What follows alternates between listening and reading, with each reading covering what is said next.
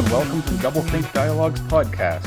So you have something of your own, a project of your own that you're interested in sharing today. Yes, it's been sort of a hobby horse or a bee in the bonnet that's been kind of buzzing away for, I think, literally decades now.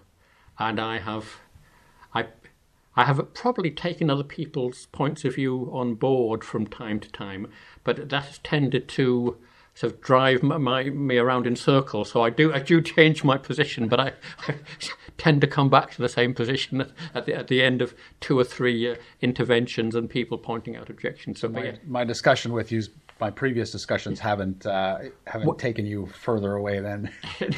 No, they've taken me to different approaches that I think, oh, actually, this is probably where I was in 2010 or something. So what is your project then? Well, it is. You can view it in terms of how we support children, and in particular how we support single mothers and the whole issue of child poverty. Now that's where it touches real politics, as far as real people in this country and voters have feelings about it. That we don't like child poverty, and I'm no different to anyone else. I suppose I'm in part, substantially driven by sort of compassion or goodwill towards mothers and children. But at the same time, I see it against a background of what you might call Darwinian competition, I suppose, or a sense that, yes, I want to leap in and help so-and-so with it, so such and such refugee with his 5 children. Although at that point I'm sort of thinking, whoa, why have you got 5 children? And there's a sense then coming in of, yes, I could, one could devote all one's effort to helping other people, but aren't you being, is the word cuckoo there? In a sense, you're being drawn into other people, into putting your resources into somebody else's Darwinian effort at Darwinian competition. And is there a way to be neutral? Can you actually help children while being neutral on that point, or even a little bit standing up for your own angle on it? And I think, quite a while ago, I perceived or deluded myself there was a way of doing that. And I suppose I would say it was basically the way that Darwinian competition had been going was the basic strategy of almost any animal was to produce as many children as possible, or offspring, as you'd probably call it. I don't know. Most baby animals are offspring, but with us it's children. It is more respectful than offspring, and that worked well. But it has taken us to to beyond 8 billion. So basically, as a strategy, something had to be done about that. Now, a lot of people will say, right, we have to drop the Darwinian competition. We weren't, because we never needed to be aware of it. It was going on long before Darwin, and it would be going on with people who'd never heard of Darwin. Right. But there are lots of people who say, well, I'll never have children because for the world. Whereas the way round it I saw was that, yes, we've got to stop competition in the sense of, yes, I want to, and so I'm going to express this from a male point of view. You could neutralise, but that yes, I want a wife and I wanted to have 6 children. Is the standard Darwinian competition method? And I'm thinking, well, the alternative to that doesn't push us up to the 9 and 10 billion is to say, well, yes, I'm a man and I want to have 6 children, maybe as my, to draw level, but I want them to be the children of 3 mothers. I don't necessarily 3 wives, but basically, so you take part in the competition as viciously as everyone else, but you do it ethically. Basically, you're not pushing the number of children per woman above 2. Basically, you're behaving compatibly with the population levels of leveling and falling. So basically, you're fighting the competition as a zero-sum game. It's not just they will have more and more people and we will have more and more people. It's no, the total of people will start going down, but we'll still in a friendly competition. I'm not saying we should go out and achieve this bias by any violent means. Gladiatorial fights or something. Yes, yeah. Or fighting in the financial marketplace. But well, I suppose, in a sense, it comes because the only weapon I have, can see open to me is money. I mean, I've no other way, consensual way of influencing. You're not willing to strap a spear and a shield on and go hand to hand. Yeah, I'm not sure of the ethics of that. I mean, you'd still. I suppose if you impressed the woman by your skill with the spear, that would be fair enough. But she may still prefer your chap who you've just seriously wounded with your spear. But as I'm thinking that money is that and I'm linking that to the fate of women in general, saying basically what a lot of women are suffering in the world is a lack of a free market for women. A woman in a lot of places is a monopoly. The interest in her as a partner is narrowed, is monopolised by a small group of men who haven't got a great deal to offer and will insist on her having 6 children because they want 6, 10, as many children as they can have, and they don't have the resources to do that by attracting more women.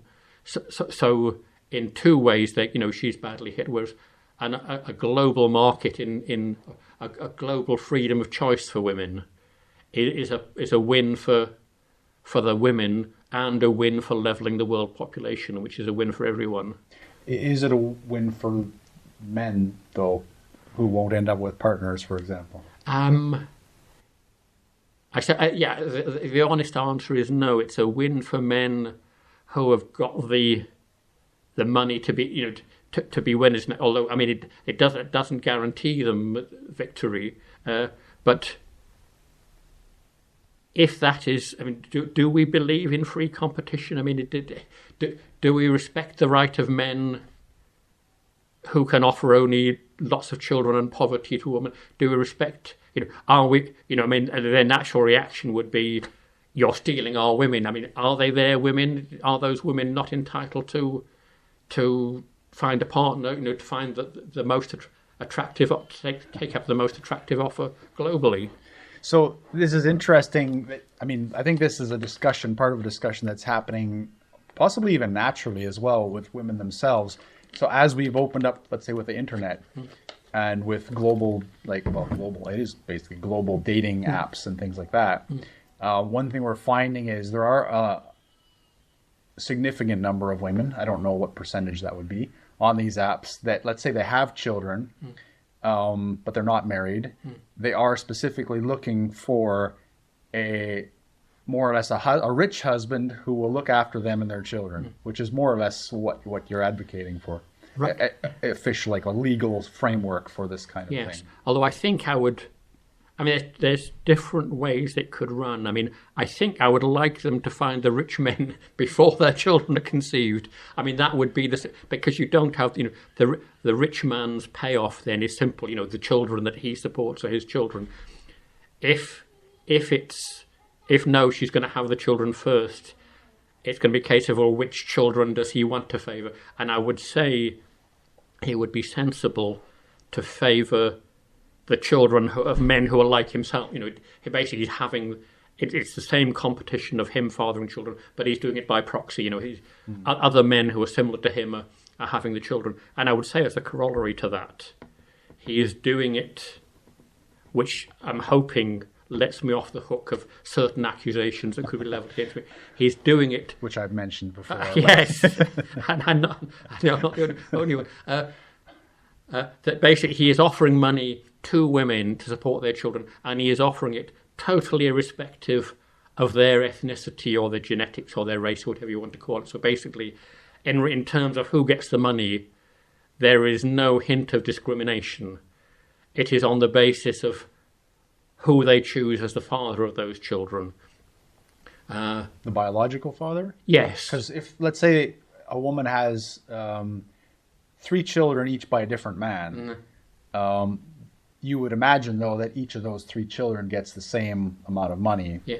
presumably, because that would be very weird and Yes. create a lot of issues. Yeah, otherwise. I guess either the 3, you kind of harmonise, if they're by the 3, if the money is coming from the 3 fathers, they kind of harmonise or average out what they're going to pay. So, which would be, I can see that as a defence. If you're the millionaire of those 3, and you say, well, and the woman says, right, now I'm going to have another 2 children.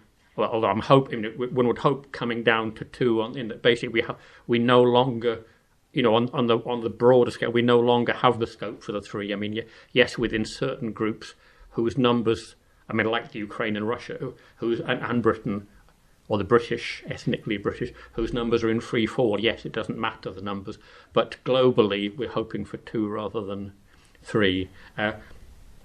But yeah, if the woman is saying, well, yes, I'm going to have a child by a millionaire, and then another child by somebody poor that I actually like, but we'll all live off the millionaire's money, and we'll keep his child in a cupboard or whatever. There has to be some harmonisation between either the 2 fathers who are supporting the children, or the 2 of what I call gene teams who are acting as sponsors for those fathers, who are saying, we will come in and, basically you have picked congratulations, you've picked a man as father of your child who we like, or who resembles us. We're going to chip in, we're going to sponsor you. And that we'd have to have some harmonisation between those 2 or 3 groups as to how they sponsored this family. Maybe that family, having made contact with one rich father or one rich gene team, they'd stick with that for their anyway. You'd be saved that problem. Yeah, it's an interesting. I mean, we've discussed this before. I find it interesting because on one hand, it does feel like a bit of a return to nature in the sort of the harem structure of, let's say, gorillas, for example, or lions even, where you have like the alpha male, would be the billionaire in your case, who then you'd advocate for them having the right to procreate, for example. Well, subject to negotiation with the woman. With the woman, of course, yes. There's nobody is going to be able to beat their chest and say, well, it's me, like it or not. Right. But then you also, by consequence of that, are advocating that the rest of the men probably don't get to procreate. And then you'd have the issue of where's the cutoff point as well, right? Yeah. I think what I would want to avoid... Although it's not, I'm throwing out an idea. I can throw out sort of particular schemes of how it might be implemented, but it's very, it's very unlikely that the broad concept would be implicated. It's certainly very unlikely that my current idea on the implementation would be. So that doesn't. But what I'm thinking is not the control aspect, the inequality aspect of the harem, which after all allows that man multiple sexual partners and the other men none. I suppose if I'm seeing it in terms of a structure, I suppose I'm seeing it in terms of a polyamorous structure in which women are making a choice as to who they have their children. But everyone has got multiple partners. They're just very careful as to who they conceive by. Well, on one hand, I do have the feeling, watching how society is changing and relationships are changing, that we will move to a polygamous society in the not too distant future if the world doesn't collapse and we reset to survival situations. And even then we might return to a polygamous structure. But it's interesting because your setup doesn't necessarily suggest sexual partners, though. Especially in the modern world, you could see that she would preferentially be choosing rich sperm donors, for example. Yes. Which is what I would see more likely. And I think the other interesting part is that you're assuming some kind of inherent loyalty because of this, which I don't think is something you can necessarily assume, nor in nature is it assumed either. So the females will look for the resources and protection of the alpha male, as you're suggesting, but still potentially have their fun with the guy who's more interesting with them, right? And and it's not for me.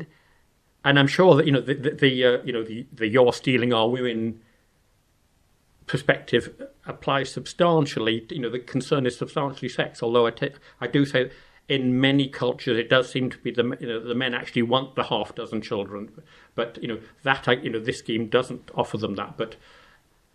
But it just seems safer to me not to say as well, and you can't have sex either. It seems safer to more prudent to me, less drastic to say, well, you're all free to do what you want. And in fact, and I mean it anecdotally, women are choosing partners on the basis of sexual performance, and anecdotally on physical anatomy. Well, yeah, it merges together into the enjoyment. And I'm saying, fine, it's not for me to it's not for me to say who anyone else can sleep with. I'm just saying, think carefully, who you get pregnant by, basically, and look on the practical side of where the money's, and don't subject me to the pressure of people who are saying, well, we can't let these children starve. It's up to us. And my feeling is, well, you can't let them starve. You do something. You don't say, and therefore you have the right to make me support these children because the woman chose to sleep with him and not me. Yeah, of course, the women we've discussed from, like I mentioned, the dating profiles and stuff are in those situations largely because they haven't made good choices in terms of finding someone to provide for them. Now, sometimes it wasn't their fault, perhaps. Yeah. I will agree that. Yeah. But a lot of times it was their responsibility. Yeah. And they just didn't make a good choice. So you're trying, almost in some ways, makes it sound like you're trying to play God a little bit, right? So you're hoping to change humanity a little bit to be a bit more responsible. I'm hoping to change their decisions by unbundling it, I suppose, and saying, look, you do have a choice. Well, no, I can't say that every woman has a choice of who she sleeps with or who she has children with, but as far as possible, subject to their agreement, you have these choices, and they don't have to be the same man. Yeah. And I think it's interesting that we are having conversations like this, and it's not just us and not just from a male perspective, in this particular time period, which I think has correlated to the increase of general female wealth, for example, as well, which changes the relationship dynamics in addition to contraception and things like that as well. But because I do feel that we switched to, let's say, the pair bonding model, and I don't believe we're lifetime pair bonding species inherently. I think there's too much evidence to contrary of that. But we're short-term pair bonders. But I think we switched to a lifetime pair bonding model more or less due to religion, but also because during a large part of our development as a society and a civilization, that it provided benefits that the alternatives couldn't provide. Each man has the potential for having his own offspring, which is a driving force for him, and each woman has in theory, a given protector, which is her main driving force, and that provided something that each was missing and looking for that long period. But now I think that I do agree that the structure of relationships is changing significantly, and everyone is kind of trying to work out how it can move forward effectively without the species dropping off a cliff and becoming extinct. But yeah, I take your point, but I'm not aiming to sweep aside pair bonding. I mean, I would see. I mean, I guess if you're talking about successful pair bonds, i.e., pair bonds that last longer than the weekend or a few years, I'm not looking to see the proportion of people raising their children in those going down significantly. I'm thinking, I'm looking at the decisions behind that and thinking, well, actually, some of the women fall short of that because they just don't have a suitable choice. To say, right, you as a woman ought to pick a man who is a potentially good father, is a good provider, loyal, faithful, monogamous. Fine. I mean, with our sort of mating, yes, a long way down the social scale or the attractiveness scale, you get that. But you come to a point where women run out of the option of such men, and rather than saying, look, to be acceptable, all right, we know you're going to end up on your own, but you need to you need to have made your best effort to get a lifetime partner. And that, because all that gets us is a situation where the woman says, well, I thought I was in a good relationship, but the man let me down. You still end up with single, with that proportion of women as single mothers. Now, there's a time when you could say, well, that's fine because all the other women will be having 4, 5, 6 children. So we don't need this cohort of women to be having children. They will be whatever, serving girls, milkmaids all their lives. And but the fact is now that they will. I don't know if it's necessarily true they'll have children. We've gone sufficiently down the road of socialism that they will have children, because we can no longer say to them, look, if you have a baby, it will starve, and probably so will you. They know we're not up for that. Yeah. So they know that they can get away with having the children. So we can cut out the pretense that they're looking for a lifelong partner. We can say, right, okay, they can be realistic and say, look, there isn't a decent partner for me. I'm going to go straight to looking for the rich sperm donor or the sperm donor with a rich gene team behind him. And no one's going to fault me for that and say, oh, well, you did this deliberately. We're okay with women who get there accidentally, but we can't cope with this deliberate misbehaviour sort of thing. So you get an honest decision. And I think that is good from just a simple honesty point of view, that men don't get the job of father, or the privilege of being a biological father, just on the basis that they promise to be there forever and then broke the promise the next week or the next year. Yeah. It has to. You want the men who are fathers to actually be delivering what they said they deliver. So that adds a whole bunch of other things, because so starting with first of all, it'd be very difficult to convince most of the religions of the world to do away with the pair bonding, I think. Although some of them have polygamy built into them. Yeah, and as a recognised welfare mechanism. I mean, it's supposed that is the claim anyway. This isn't that I want to sleep with so many. I don't want to be specific about it, but it's not that I want multiple sexual partners. It's just my social conscience telling me to take as many women as I can under my protection. Yeah. But I also think you might be conflating two things.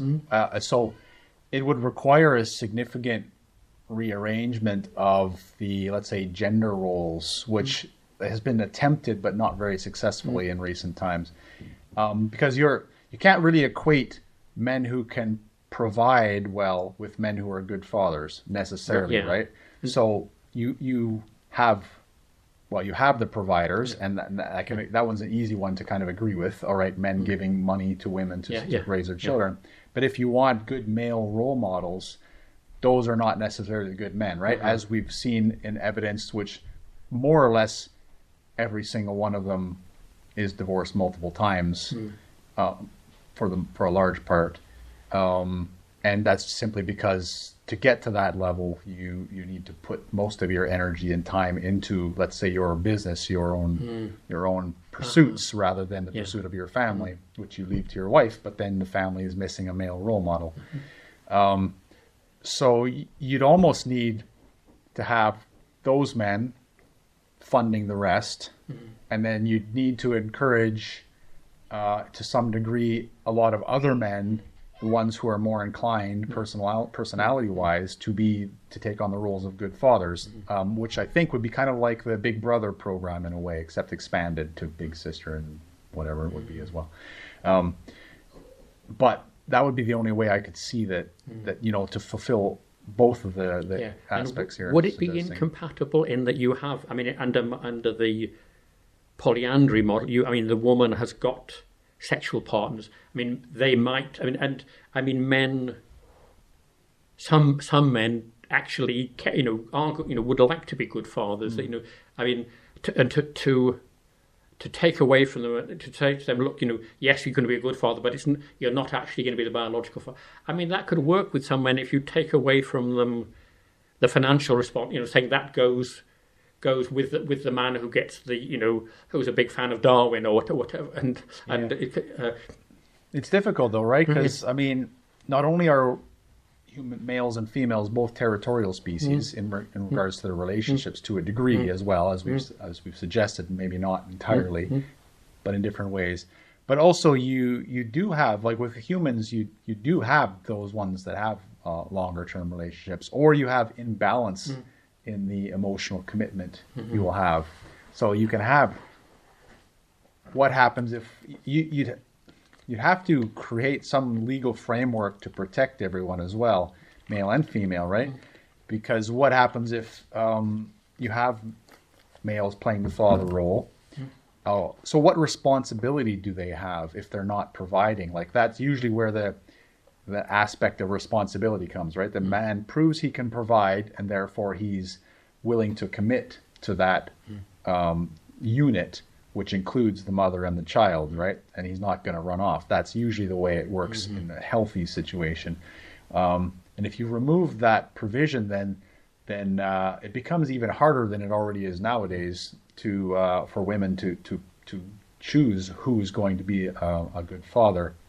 And you can't obviously go on your own word, because that's, with humans, is not terribly valuable all the time. So I suppose the being a good father in the financial provision sense is down to the contract, the agreement you make, and I would hope a free contract, not one that says, actually, we've decided, you will pay X percent of your income. So basically, we scare off all the rich guys, and the ones who've got nothing can say, oh, yes, I promise to pay you nothing a week. I suspect that's probably the easiest side to deal with. Yeah. But but I mean, in the emotional side, it isn't the attack. I mean, men adopt children that aren't biologically theirs, and they might well live in fear of being kicked out and separated from it. But they actually want to be there for the child for life. Yeah, and that's kind of my point is.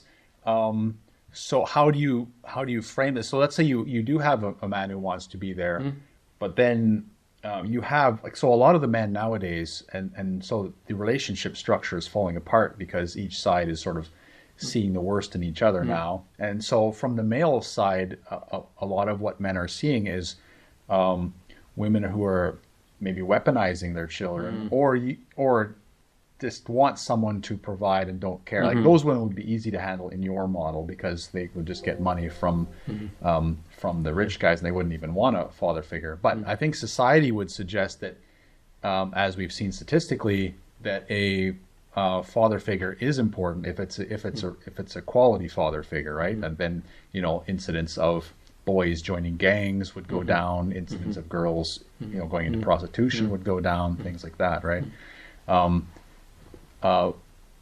But it's the men who are now becoming afraid of how the women react, and how they can just sort of, in the current legal situation, just sort of leave them and take the children with them, and the men have no recourse. So I mean, you're basically talking about a significant creation of a legal structure to support all of the needs of all the various groups. I wonder. I mean, I suppose I'm largely relying on the responsibility of the mother. And let's face, I mean, children, to have a system that protects the child against the possibility of their mother being delinquent is very difficult. Basically, if that happens to you, then you're in for a pretty difficult life. We have to have some trust in the mother. And if there is somebody, not a biological, but a good father who's, and maybe because they've been lovers or not, is a good father figure to the child, what incentive has she to separate from, to break that relationship? Remember, I mean, she is not entitled to any money from him, so it's not as if she can punish him by leaving him and saying, oh, but by the way, I still want, keep the maintenance coming, but you're not seeing the children. Right. Basically, if he is putting anything into the family financially, which he might well, you would expect he's actually living with her. So he, just from the advantage of the efficiency savings of cohabiting, he's putting a lot into the family, and that is his financial contribution ends if she leaves him, because he's not the biological father. Why should he be paying anything? Now, at the moment, we even have in our maintained child support system something whereby a father paying maintenance for his own biological children is entitled to pay less because he is living with some children that aren't his. So he's being expected to pay for some children that aren't his, to the extent of taking away. I'm saying his in the financial, in the biological sense now, granting that the emotional sense is in many ways is stronger, but his contribution to his biological children, the state is allowing that to be reduced so he can contribute financially to some children that aren't biologically his. Whereas I would say, well, no, that stops. I don't expect this walk-in nice man to start paying for your children by another man. Right. Yeah. I mean, I haven't heard of that one, to be honest. Is that in the UK? Yes, that it's one of the things that deducts off the liability to pay. I think it amounts to something like company pension contributions and the number of children you live with is the question. Like and a reduction of taxes or something. No, a reduction in the maintenance. In the percentage of your income that counts that goes towards calculating maintenance. Yeah. So a man who lives with some children pays less maintenance than if he didn't. Right. There are the opposite extremes where there have been men, there have been men who have proven it's not their biological child. They're not married to the partner. They might have had a one-night stand, but again, no product because it's not their child, and still have been forced by the state. This is in the United States, right? By the legal system to support that child. There's also huge alimony abuses where, again, Canada, the United States, I'm not speaking for the UK specifically, but there's a case where a Canadian guy he's exiled to the US because he can't afford the alimony, because what happened was when he got divorced, he's an actor, he got divorced, they agreed to a certain alimony, then he went down to the Hollywood, got a career, he had one really good year and made a huge amount of money, and the legal system allows his ex-wife to challenge the alimony payments and increase them if his earnings increase. So she did that during his good year, got to a level where he has to pay her a lot of money. Then he never had a good year like that again, and so he's got to pay her like 125% of his income, basically, right? And so he's got into trouble for that. So he basically can't go back to his homeland now because of this situation. But I think we're probably about out of time for this episode. So is there you used to have a petition for this that you were trying to get noticed? Do you have anything right now I don't at the moment. That petition was to allow any pair of parents to make an agreement, basically to overrule the state percentages and say no, everyone can negotiate their own deal, and I think that failed because almost all petition, that failed because I'm not a famous footballer, right? Quite apart from who would vote for it anyway. Maybe it was a mistake to, I should have built in a minimum amount, or all sorts of things may have put various people off, but in all, it would have been quite hard to get it agreed. But I still would like to go back on hammering the absent biological father. And although you'd say, well, why? You're wanting to clamp down on fathers who don't provide. But I'm thinking, no, but yeah, that's true. But the way to do it is to offer good choices. It's not. There are a lot of poor and irresponsible men in the world.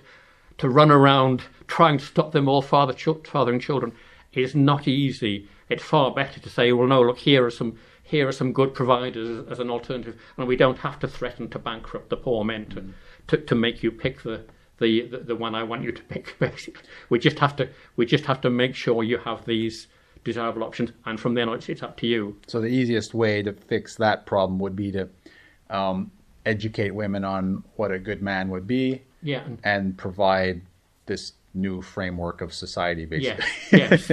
Just change society. Just change. But some very major things have changed that you might say, well, why would we now suddenly go in for such huge changes? Well, the fact is we couldn't have done this 50 years ago. This idea of, well, you're in a polyamorous pod or whatever, and you pick who you have a child by. Well, we didn't have the selective contraception to decide who you got the child by.